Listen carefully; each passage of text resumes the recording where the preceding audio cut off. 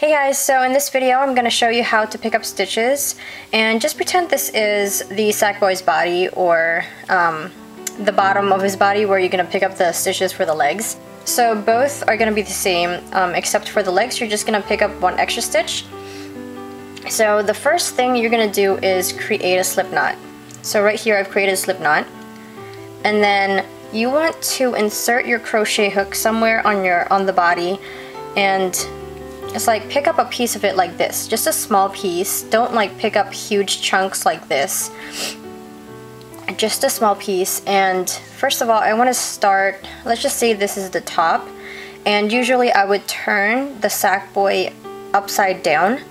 Let's see, I would turn him upside down if I'm working on, yeah, I would turn him upside down if I'm working on the left and the right.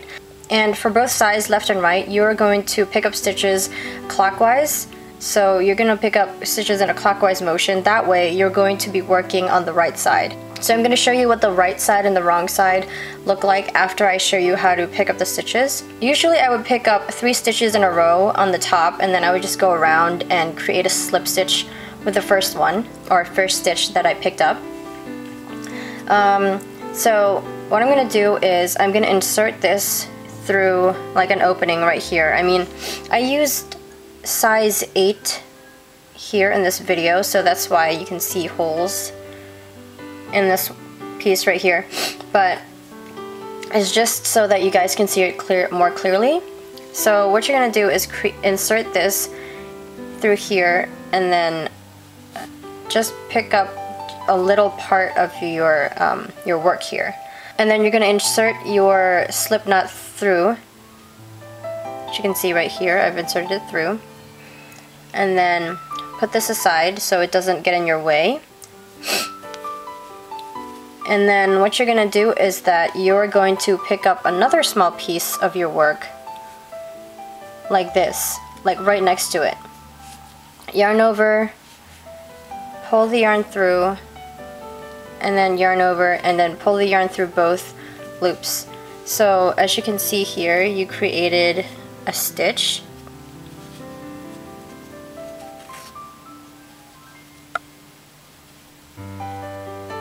So right there,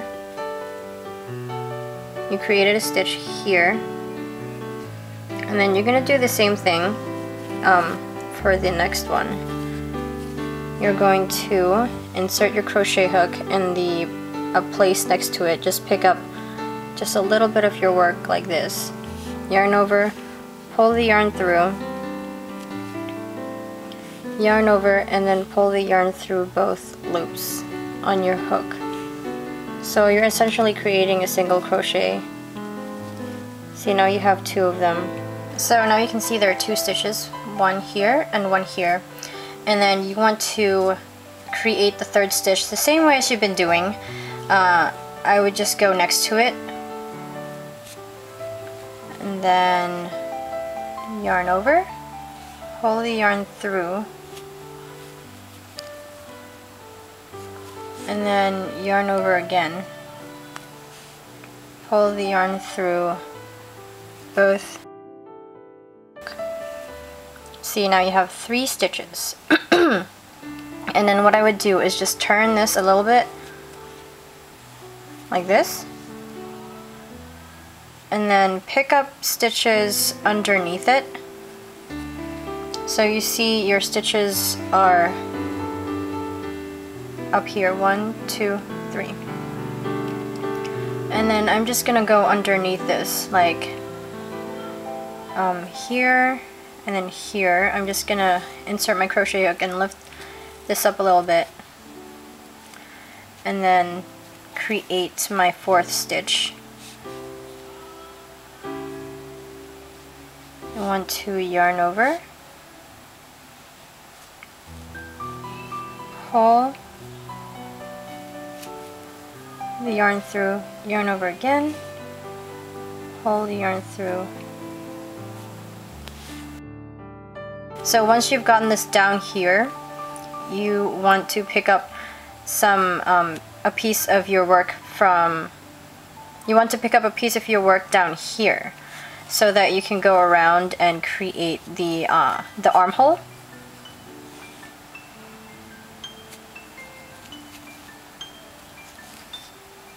So you're gonna do the same thing. That's the 5th one. And then the 6th one, I'm gonna just pick up one here next to it, pull that through, yarn over, pull the yarn through both loops. And then you can see here you have 6 stitches.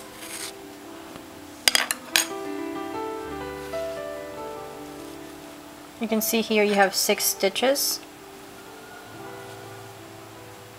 1 here, 2, 3, 4, 5, 6. After that, you want to create a slip stitch with the first stitch you created, which is this one. So I want to turn this around, extend this a little bit so you have a little room to maneuver your hook, and insert your hook from the back through the stitch like this, and then yarn over, pull the yarn through, and then you want to pull this a little bit to tighten this one, and then pull this loop right here through this one, because you want to create a slip stitch. So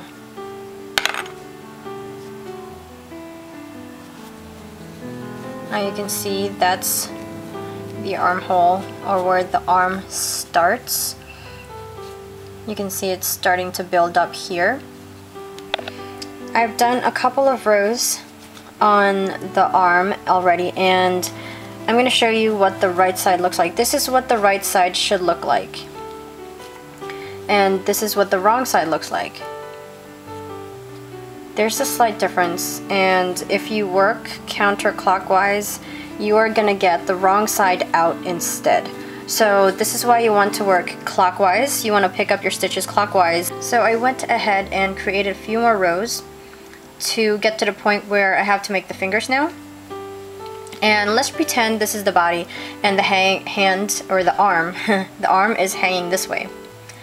So you want to flatten it out to see where the fingers should be, because you want the fingers to come out like this.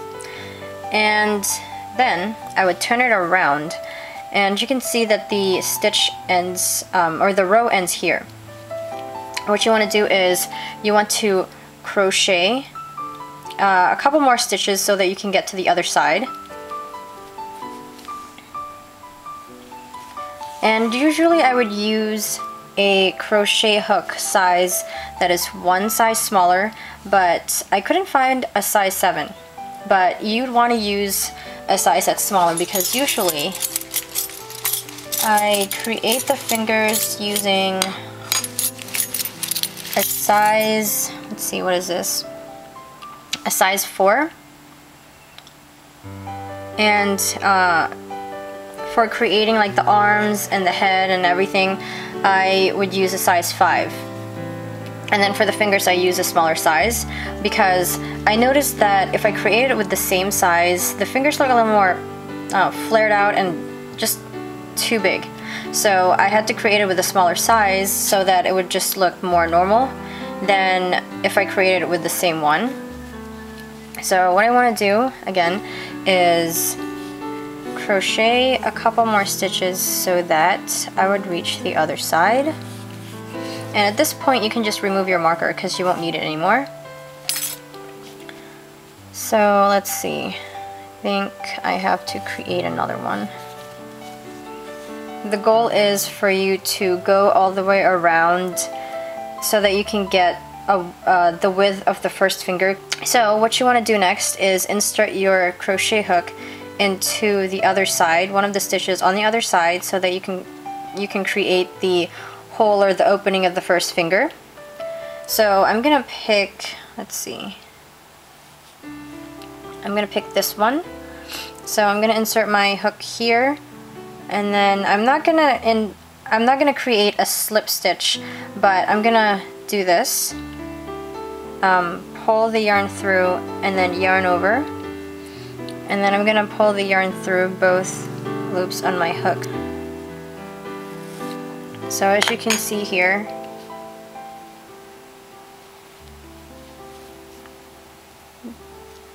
there's the hole of the first finger, and this is the stitch that you just created with the opposite stitch on the other side.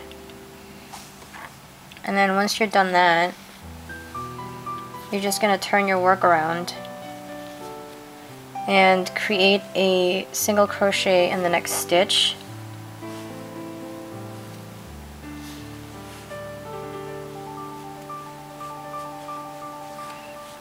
You're just going to do it all the way around until you reach the length of the fingers.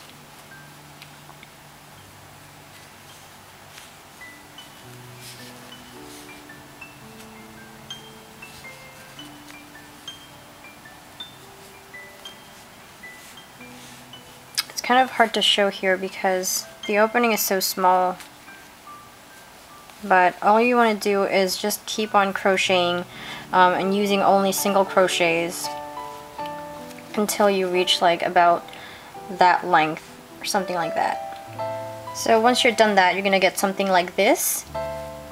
And so I just finished it off, and since the opening is so small, like usually how I would close off a gap like this is I would crochet 2 stitches together all the way around or until the gap is closed, but since the gap is so small already, I'm just gonna sew it closed.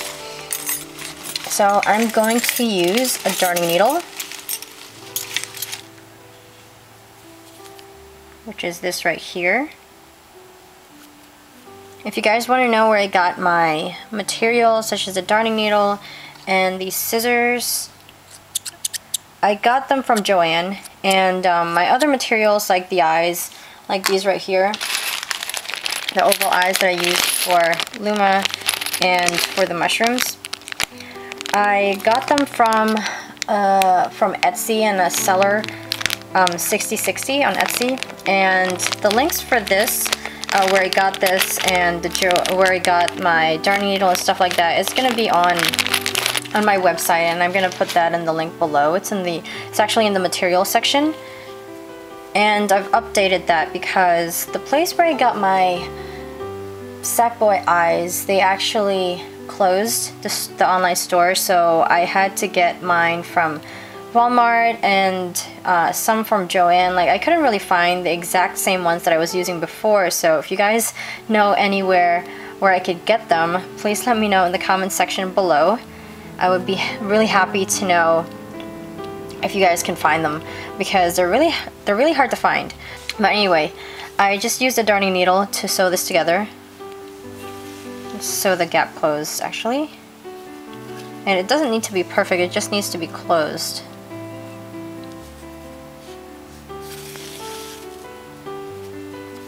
So that's pretty much what I do. And then I don't hide the loose end until I stuff this. And for the next finger, I just connect another piece of yarn here. So first I'm going to create a slip knot, and then I usually insert it here, through here, like where the finger usually ends, like right here, because if you put it right here, there's going to be too big of a gap between the two fingers. I mean, there's going to be like a little bit of a gap inside, and you're going to have to sew it together, but at least this way there's going to be a smaller gap for you to sew closed, and there's going to be more space for all the fingers to fit in this in the hand. So I'm going to insert my crochet hook here, and then I'm going to pull the slip knot through this opening right here, so it looks like this. And then I'm just going to crochet a couple of stitches and do the same thing as I did for the first finger. So you're just going to crochet in the next couple of stitches, not too far because then you won't have space for the other two fingers, and the second finger will just be too big. So there. And then I'm going to go and create a single crochet in this stitch right here, the one opposite, and make sure you have room for the the last two fingers you're going to create. So here, I think I have enough room. So I'm going to yarn over, pull the yarn through, and then yarn over again, pull yarn through both loops. You can see there I created a single crochet. So now, so far you've created 3 stitches. 1, 2, 3. And then you turn around, turn your work around, and then you're gonna crochet in the back.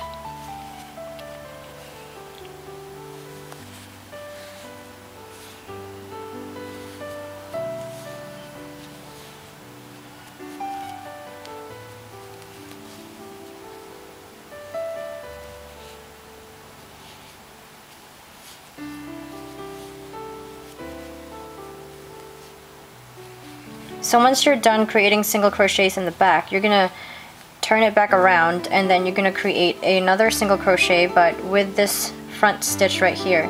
So if you want, you can loosen this up a little bit so that you can maneuver your hook to go through this stitch right here, and then pull yarn through. And before you pull yarn through both loops, you want to pull this a little bit to tighten this one. So once you're done that, you want to yarn over and pull the yarn through both loops on your hook. So once that is done, you're going to do the same thing as you did with the first finger and create a single crochet in each of these stitches.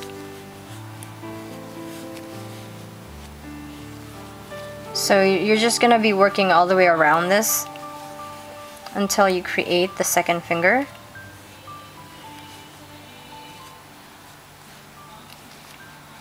And usually once I've gotten 2 fingers finished, I stuff this.